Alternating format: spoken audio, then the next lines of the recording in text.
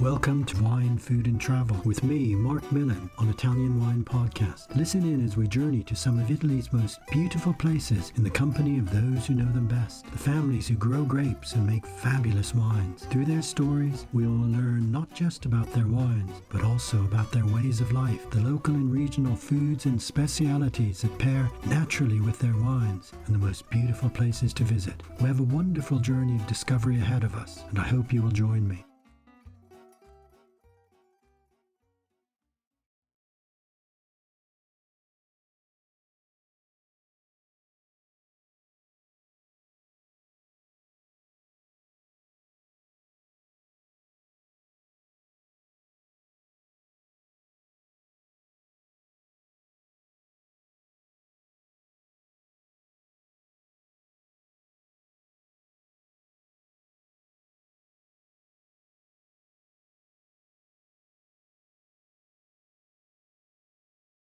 Welcome to Wine, Food and Travel with me, Marc Millon, on Italian Wine Podcast. This morning, I'm traveling over the Brenner Pass to descend into the autonomous region of Trentino Alto Adige, or Trentino Sud Tirol as it is also known, to visit one of Italy's most historic wine estates and one of the oldest active wine estates in the world, Kloster Neustift, or in this trilingual region, Abbazia di Novacella.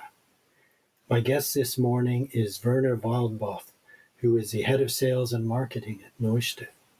Guten Tag, buongiorno, good morning, Werner. Thank you so much for being our guest. I know it's a busy moment of the year in the wine country, so we really appreciate you joining us. How are you today? Hi, good morning. I'm fine. Thanks a lot. So actually here in our area, at the moment, it isn't that busy yet because we didn't start with the harvest. We probably start next week. So we arrive a couple of days from the real intense time of year. So you've got just a few moments of calm to sort of fortify ourselves before everything goes crazy. Right. Now, the Kloster Neustift is a very special and unique place since its foundation in 1142 as an Augustinian monastery. The vocation of grape growing and winemaking has been at the heart of monastic life. Can you tell us a little bit about this very special place? Yes, the special thing about our winery is, or the monastery, is that we are not just an active winery for almost 880 years, but we are still being an active monastery as well. And so that therefore there is between the winery, the winemaking process, all that stuff, we have also a lot of culture, but even religion always speaks a role, or has a role. We still have 19 monks here, which are living here in the monastery, and therefore it's a very nice combination of everything, and therefore a very special place. I guess wine has always been, certainly historically, the monasteries have been essential to preserving winemaking through the Dark Ages and then in later times too. With Kloster Neustift, the foundation of the monastery was linked to wealthy benefactors leaving the monastery tracts of land, and these are still some of your finest vineyards that are still in production today. Is that correct? That's right. Even it's just a small portion. So we actually do own 7 hectares, so more or less 15 acres, or a little bit more, in the surrounding of the abbey itself, which we did own already a couple of 100 years ago, or which always has been property of the monastery, because you have to imagine that when in the time of the secularization, which was at the beginning of the 19th century with Napoleon, he took away from the monasteries or from the church all their properties and gave it to the farmers, and therefore then the monastery became a lot smaller.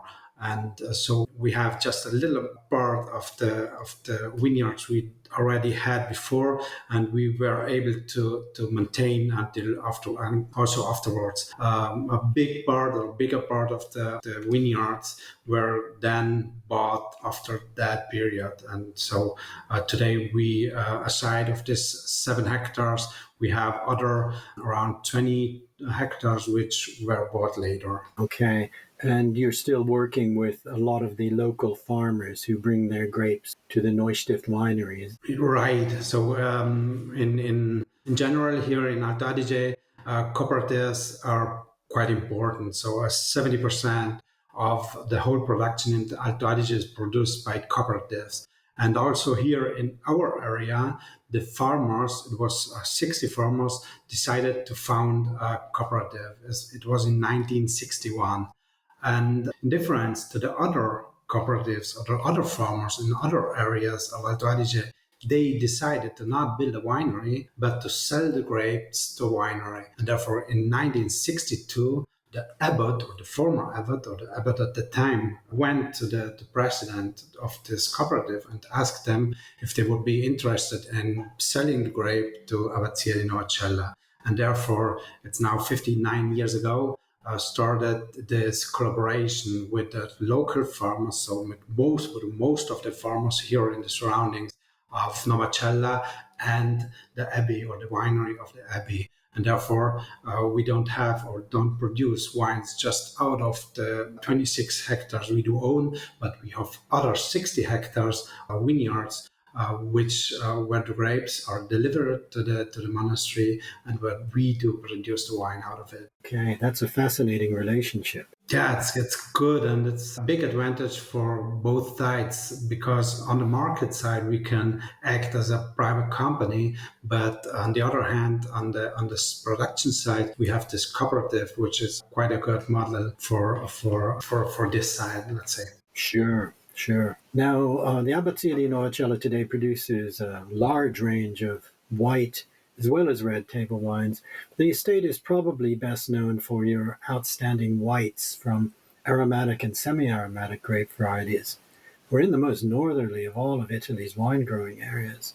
What are the conditions, the terrain, the microclimate that make Isaactaler, the Isarco Valley, so well suited to the production of these high-quality white wines? Yeah, Valle Isarco, in fact, is quite special here in Alto Adige because, first of all, it's the northernmost area. So if you're here and you maybe have visited or have the opportunity to visit our winery, you see that with our winery or a few miles further north, wine growing or the vineyards are finishing because it's getting too cold. So we are really on the edge of viticulture. So it's still being possible, but it's not easy. And it has to do with a cool climate. So we are in the north, but we are quite high as well. So the lowest vineyards we have are at 630 meters, which is 2,000 feet of altitude. And we are going up to 850 meters or 2,800 feet. And so we are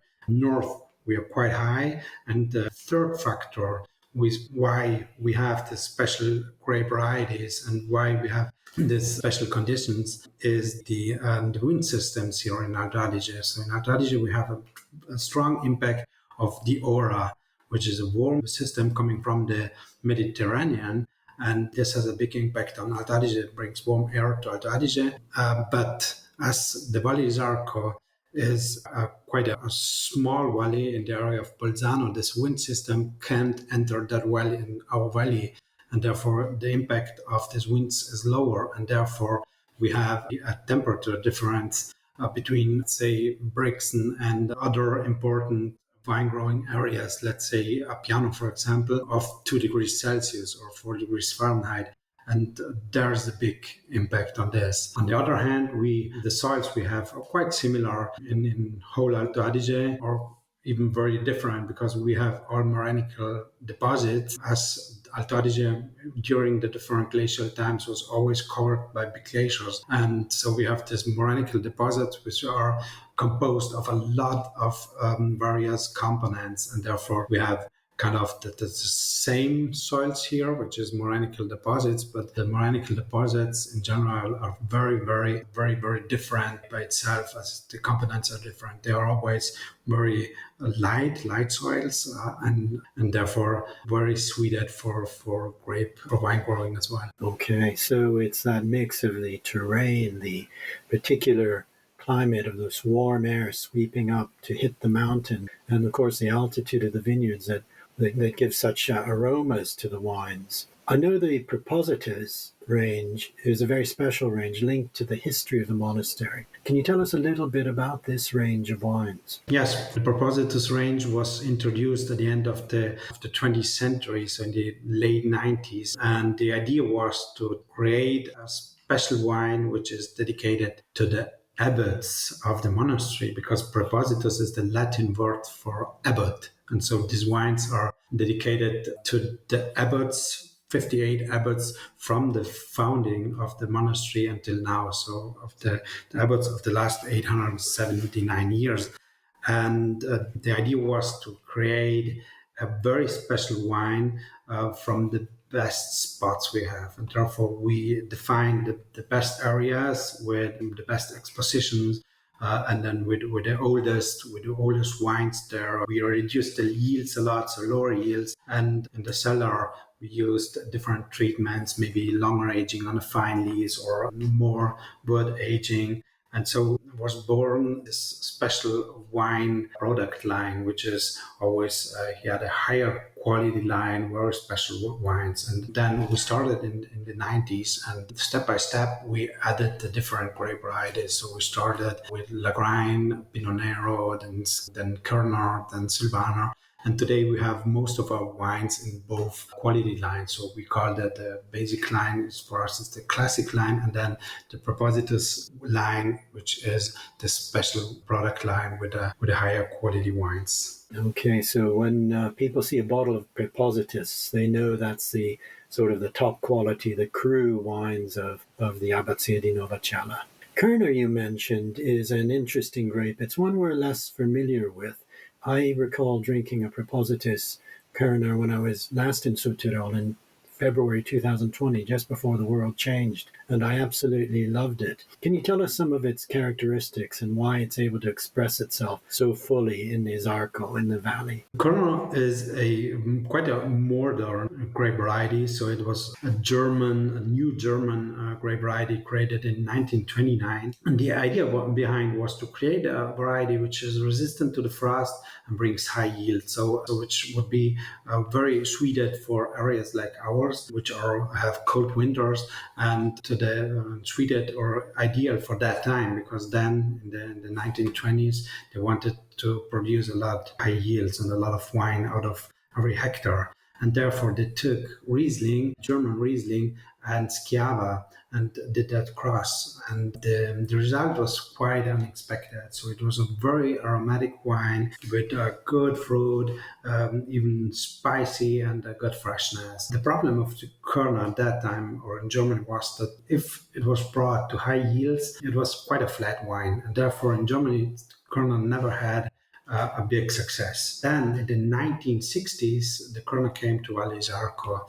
And as until the late 80s or the beginning of the 80s, we had often problems with winter frost.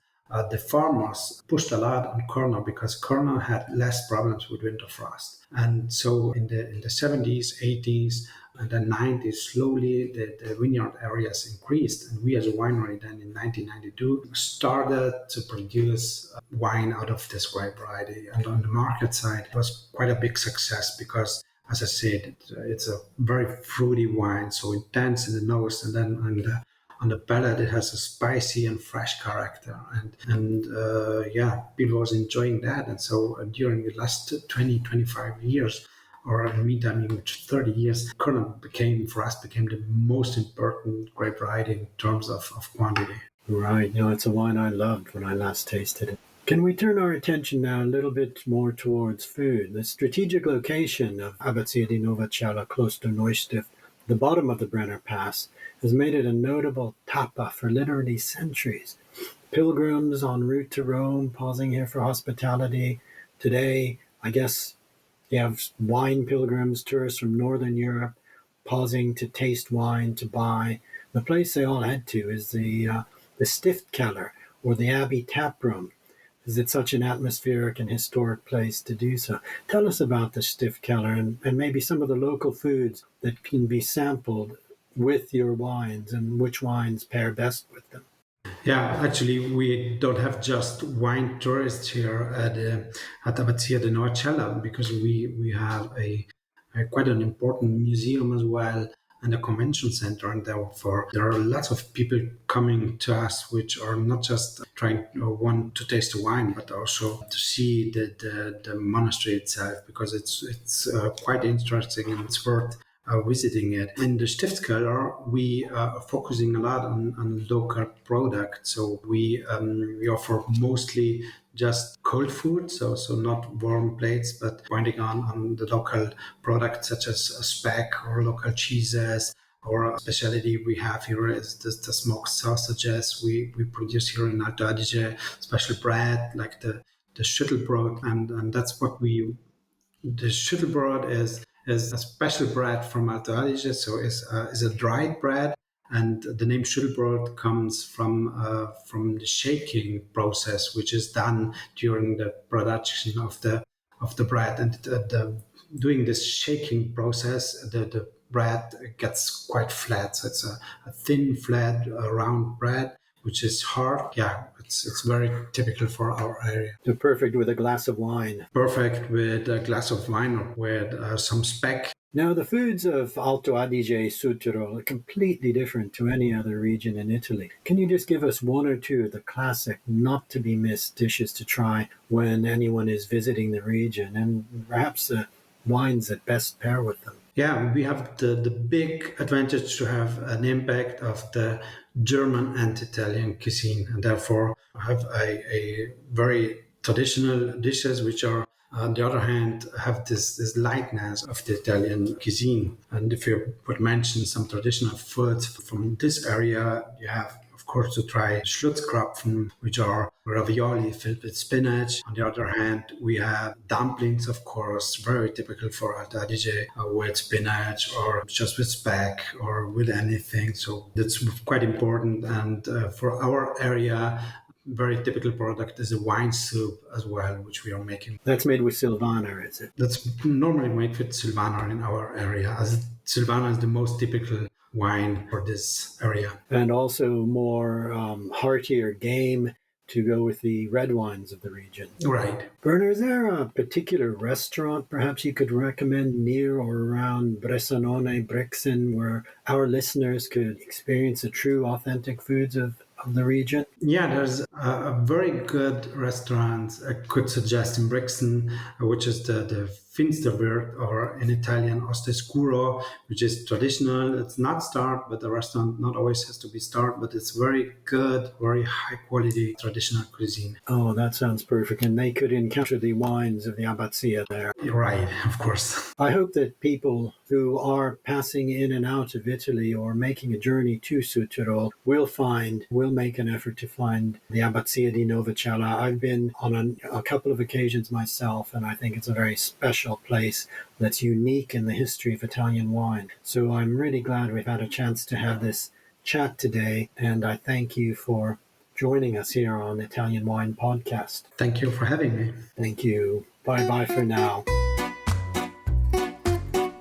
We hope you enjoyed today's episode of Wine, Food and Travel with me, Marc Millon, on Italian Wine Podcast. Please remember to like, share, and subscribe right here or wherever you get your pods. Likewise, you can visit us at ItalianWinePodcast.com. Until next time, chin chin.